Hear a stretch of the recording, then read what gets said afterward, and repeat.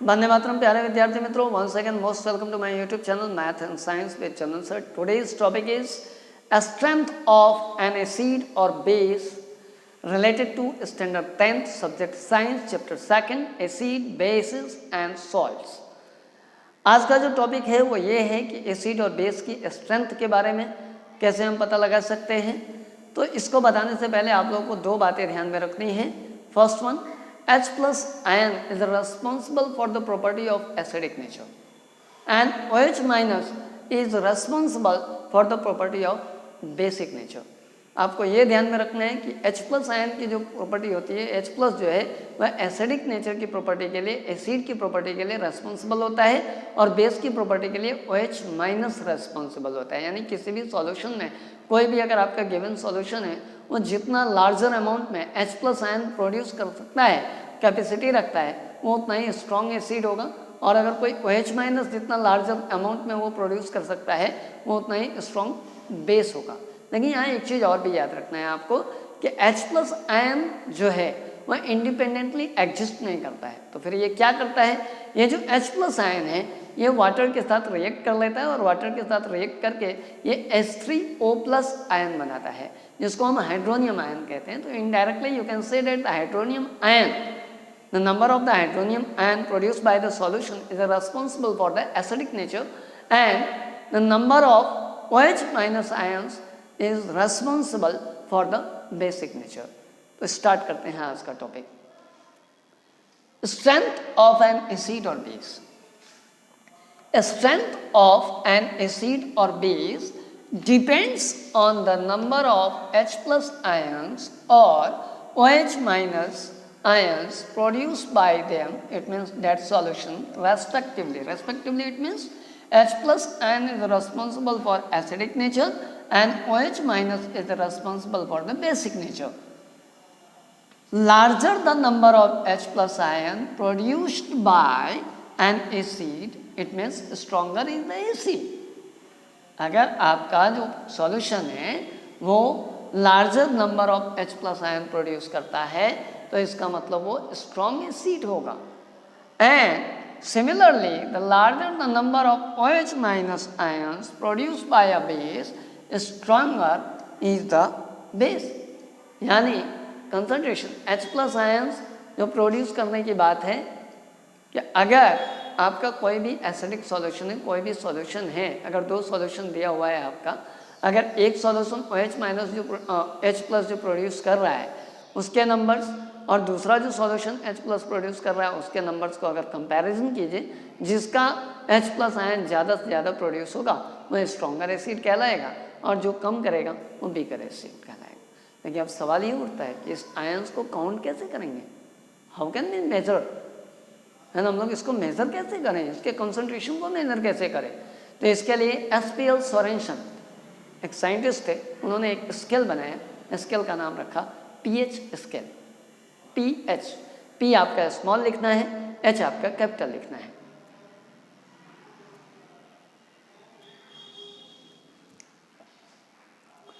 तो चलिए pH scale के बारे में जानते हैं। pH scale, it is the scale used for the measuring hydrogen ion concentration. ये जो pH स्केल है इसका काम क्या है, यह हाइड्रोजन आयन के कंसंट्रेशन को मेजर करता है। तो इससे फ़ायदा क्या होगा, हाइड्रोजन आयन का कंसंट्रेशन जितना ज़्यादा होगा उतना ही स्ट्रॉन्ग एसिड होगा, जितना कम होगा उतना ही आपका वीकर एसिड होगा। तो कैसे, तो देखिए द P, ये जो वर्ड आपका pH लिखा है इसमें जो P वर्ड है, P लेटर है, P in the pH stands for potence. ये जो P होता है इसका किसके लिए इस्तेमाल किया गया है, पोटेंस के लिए, which means power in German. इस वर्ड का मतलब क्या होता है, पावर। इन जर्मन लैंग्वेज का ये वर्ड है पोटेंस, जिसका मतलब होता है पावर, और H का मतलब क्या हुआ, power of hydrogen, concentration of hydrogen ion. तो power of concentration of hydrogen ion is known as pH value.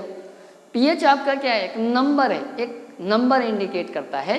इस नंबर को फाइंड आउट कैसे करते हैं, तो इसके लिए फॉर्मूला दिया उन्होंने कि pH equal to minus log base 10 concentration of H3O plus ion. H3O plus ion मैंने आपको बताया था कि H plus and H2O ये दोनों मिक्स होकर के, ये दोनों रिएक्ट करके क्या बनाते हैं, H3O plus ion. Because H plus जो है वो आपका काफ़ी एक्टिव होता है, it doesn't exist independently, that's why it reacts with water and form H3O plus ion which is known as hydronium ion. And the concentration of hydronium ion is responsible for the acidic nature. Higher the value of the concentration of hydronium ion, it means stronger the acid. If the value of the concentration of hydronium ion is less, it means weaker the acid. Substituting the value of concentration of hydronium ion in this formula, we can get the pH value. Under noted that it has values ranging from 0 to 14. इसकी जो value होती है pH scale की वो 0 से लेके 14 तक होती है, इससे ज़्यादा वैल्यू नहीं, 0 से लेके 14 तक की वैल्यू होगी। यहाँ पे एक चीज़ अच्छे से याद रखिएगा कि हाइड्रोनियम आयन का कॉन्सेंट्रेशन जितना ज़्यादा होगा pH वैल्यू उतनी ही लेस मिलेगी। अगर आपका हाइड्रोनियम आयन का कॉन्सेंट्रेशन ज़्यादा होगा, larger the value of concentration of hydrogen ion, then substituting this value in this formula, you get the lesser number of pH value. अब इस चीज़ को याद रखिएगा कि हाइड्रोनियम आयन का कॉन्सेंट्रेशन जितना ज़्यादा होगा pH वैल्यू उतनी ही कम मिलेगी। और मैंने आपको बताया है कि concentration of hydrogen ion is responsible for the acidic nature. Hydrogen ion का जितना कॉन्सेंट्रेशन हाई होगा वो उतना ही स्ट्रॉन्ग एसिड होगा। और एक तरफ मैं ये भी कह रहा हूँ कि कंसंट्रेशन ऑफ हाइड्रोनियम आयन ये जो वैल्यू है inversely proportional to the pH value, यानी कंसंट्रेशन ऑफ हाइड्रोनियम आयन जितना आपका ग्रेटर होगा पीएच वैल्यू उतनी लेस होगी। कहने का मतलब ये हुआ कि अगर आप पीएच वैल्यू की बात करेंगे तो पीएच वैल्यू अगर आपका इंक्रीज होगा तो एसिडिक नेचर जो है वो डिक्रीज होगा, और अगर आपका pH वैल्यू डिक्रीज होगा तो आपका एसिडिक नेचर जो है वो इंक्रीज होगा। फॉर एग्जांपल के लिए दो सॉल्यूशन ले लेते हैं, मान लो सॉल्यूशन A है और एक सॉल्यूशन B है। अगर सॉल्यूशन A का जो pH वैल्यू है वो 3 है और सेकंड का जो pH वैल्यू है वो 5 है, अगर आपको कहा जाए A और B में से कौन आपका स्ट्रॉन्ग है, मान लीजिए कि एक सॉल्यूशन A है एक सॉल्यूशन B है, इसकी pH वैल्यू 3 है, इसकी pH वैल्यू 5 है। अगर आपसे कहा जाए कि इसमें से स्ट्रॉन्ग कौन सा एसिड होगा तो ऑब्वियसली pH वैल्यू जितनी लेस होगी वो उतना ही आपका स्ट्रॉन्ग एसिड होगा। तो इन दोनों का अगर हम कंपैरिजन करेंगे तो A आपका जो है स्ट्रॉन्गर एसिड होगा कंपैरेटिवली टू B। लेकिन अगर आपसे पूछे कि A और B में से हाइड्रोनियम आयन का कॉन्सेंट्रेशन किसका ज़्यादा होगा तो जिसकी pH वैल्यू कम होगी उसका concentration of hydronium ion greater होगा। यानी यहाँ पे A की लिए pH वैल्यू 3 है तो इसके जो हाइड्रोनियम आयन का कॉन्सेंट्रेशन है वो इससे अगर कंपैरिजन करेंगे तो ये हाई होगा, ये आपका स्ट्रॉन्ग एसिड होगा, ये आपका वीक एसिड होगा। ये हो गई। अब pH वैल्यू की जो रेंजिंग है 0 to 14 और आपका जो सॉल्यूशन होता है वह एसिडिक भी हो सकता है, बेसिक भी हो सकता है, आपका जो है सो न्यूट्रल भी हो सकता है। तो कैसे आप इसको पहचानोगे, तो इसके लिए भी एक तरीका बताया। क्या बताया कि if the pH value is greater than 7, if the pH value is greater than 7 then the given solution is basic. अगर आपके pH का वैल्यू मोर देन 7 है तो आपका जो सॉल्यूशन होगा वो बेसिक होगा। इसी तरह से if the pH value is less than 7 then solution is acidic. अगर ये आपका जो है pH वैल्यू 7 से लेस होगा तो इस कंडीशन में ये आपका सॉल्यूशन जो है वह एसिडिक नेचर का होगा। और थर्ड वाला कि अगर मान लो ग्रेटर नहीं हुआ, स्मॉलर नहीं हुआ, अगर इक्वल हो गया तो उस कंडीशन में क्या होगा, तो इस कंडीशन में सॉल्यूशन जो है वह आपका न्यूट्रल होगा। इस चीज़ को आपको ध्यान में रखना है। इस टॉपिक को समझने के लिए हम लोग एक एग्जाम्पल लेते हैं। तो इस टॉपिक को और भी अच्छे से समझने के लिए हम लोग यहाँ पे एक एग्जाम्पल लेते हैं।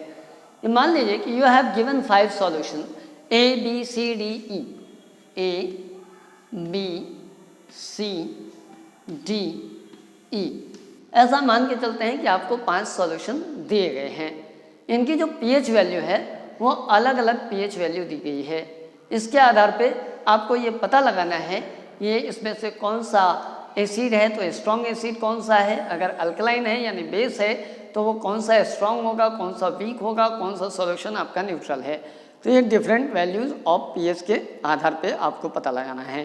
तो लेट्स सी, ये अलग अलग पीएच वैल्यू इसकी दे रखी है। सपोज कीजिए कि 4, 1, 11, 7, 9 ऐसा दिया हुआ है। आप क्वेश्चन को सॉल्व करें उससे पहले एक बार और मैं आपको रिपीट कर दूं कि अगर पीएच वैल्यू इंक्रीज होगी तो इसका जो एसिडिक नेचर है ना, अगर पीएच वैल्यू आपकी अगर इंक्रीज होती है, पीएच वैल्यू ले लो या एसिडिक नेचर ले लो, ये अल्कलाइन या बेसिक नेचर ले लो, अगर पीएच वैल्यू इंक्रीज होगी तो एसिडिक नेचर आपका डिक्रीज होगा, अल्कलाइन नेचर आपका इंक्रीज होगा।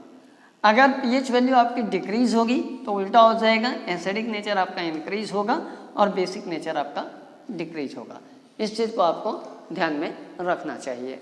अब क्वेश्चन पे आते हैं, आपसे पूछा है इन न्यूट्रल कौन सा होगा, स्ट्रांगली अल्कलाइन कौन सा होगा, स्ट्रांगली एसिडिक कौन सा होगा, वीकली एसिडिक कौन सा होगा, वीकली अल्कलाइन कौन सा होगा।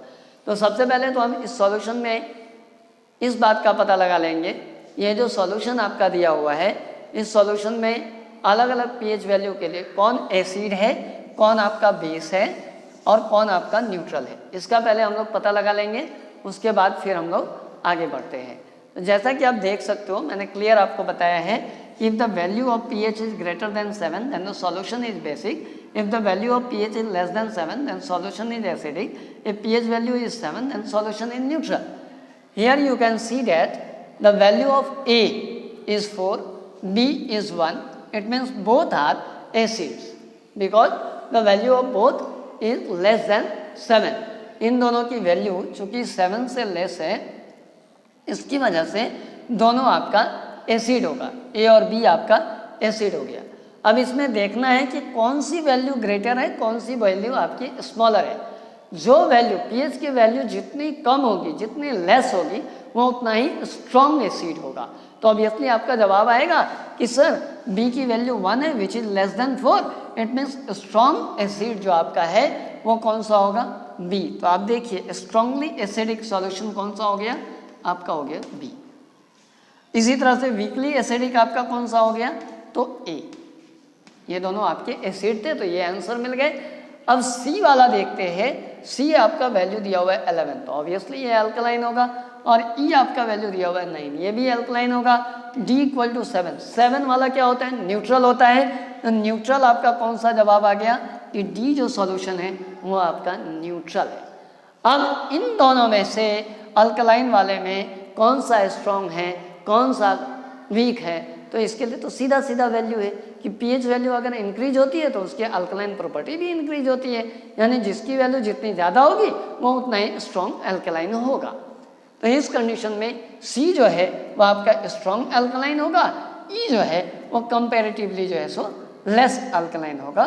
तो स्ट्रॉन्ग अल्कलाइन में आप लिख सकते हो सी और वीकली अल्कलाइन में आप लिख सकते हैं ई।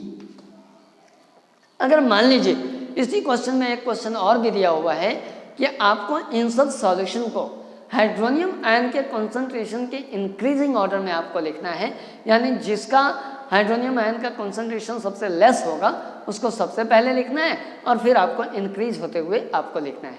तो करना क्या होता है, आपकी जो हाइड्रोनियम आयन को इंक्रीज करते हुए लिखना है तो पीएच वैल्यू को क्या करना है, आपको डिक्रीज करते हुए लिखना है। कि पीएच वैल्यू जितनी ज़्यादा होगी उसका जो कंसंट्रेशन ऑफ हाइड्रोनियम आयन है वो उतना ही लेस होगा। तो इसमें सबसे ज़्यादा पीएच वैल्यू कौन सा है, 11 है। उसके बाद कौन सी वैल्यू है, 9 है। उसके बाद कौन सी वैल्यू है, 7 है। उसके बाद कौन सा है, 4 है। फिर आपका कौन सा है, 1 है। ये रेस्पेक्टिवली किसके किसके लिए है, तो 11 किसकी वैल्यू है, सी के लिए। 9 किसका है, ई का है। 7 किसका है, डी का है। 4 किसका है, ए का है। और 1 किसका है, तो बी का है। तो अगर आपको बोला कि increasing order of concentration of hydronium ion आपको अरेंज करने के लिए बोला, तो इस तरह से ये अरेंज हो जाएगा। तो इसका मतलब क्या हुआ कि सबसे लेस जो कंसंट्रेशन ऑफ हाइड्रोनियम आयन है वो किसके लिए है, तो सी के लिए है। सबसे हाई किसके लिए है, तो बी के लिए है। तो इसके लिए सबसे स्ट्रॉन्ग एसिड कौन सा हुआ, बी। ये आपका सबसे स्ट्रॉन्ग एसिड होगा। तो इस तरह से पीएच स्केल की वैल्यू से हम लोग किसी भी एसिड और बेस का कंपैरिजन कर सकते हैं, पता लगा सकते हैं कौन एसिड है कौन बेस है। अगर कोई भी दो सॉल्यूशन दिया हुआ है तो उसकी स्ट्रेंथ पता कर सकते हैं कि इन दोनों में से कौन सा स्ट्रॉन्ग है। अब एक सवाल और भी आता है कि सर ये तो पता हो गया कि चलो मान लिया कि ए आपका इसका पीएच वैल्यू आपने 4 लिखा है और बी की पीएच वैल्यू 1 लिखी है। ये भी आपने बता दिया कि बी इज स्ट्रॉन्गर एसिड होगा कंपैरेटिवली टू ए, लेकिन कितना स्ट्रॉन्ग होगा, कितना स्ट्रॉन्ग होगा। तो इसके लिए आपको क्या करना है, इन दोनों का डिफरेंस, इन दोनों का डिफरेंस कितना हुआ 3। तो कहोगे सर आंसर 3, नो, ये जो स्ट्रॉन्गनेस पता लगता है वो 10 के पावर के रिगार्डिंग लगता है, 10 का पावर 3 हो जाएगा। ये जो डिफरेंस है 10 to the power 3, it means 1000, it means the solution B is 1000 times stronger than the solution A। इसका जो एसिडिक नेचर है वो 1000 टाइम ग्रेटर होगा कंपैरिजन टू ए के कंपैरिजन में उसका जो एसिडिक नेचर है वो 1000 टाइम आपका स्ट्रॉन्गर होगा। उम्मीद करते हैं कि आज का टॉपिक आप लोगों को समझ में आया होगा। अगर आपको ये वीडियो अच्छा लगे तो लाइक शेयर और कमेंट करना ना भूलें। अगर आपने अभी तक मेरे चैनल को सब्सक्राइब नहीं किया है तो प्लीज़ सब्सक्राइब और बेल आइकन दबाना ना भूलें, जिससे कि आपको आने वाले वीडियो की नोटिफिकेशन मिलती रहे। नेक्स्ट वीडियो में मैं आप लोगों को इम्पोर्टेंस ऑफ पीएच वैल्यू के बारे में बताऊंगा। Thank you so much, have a nice day.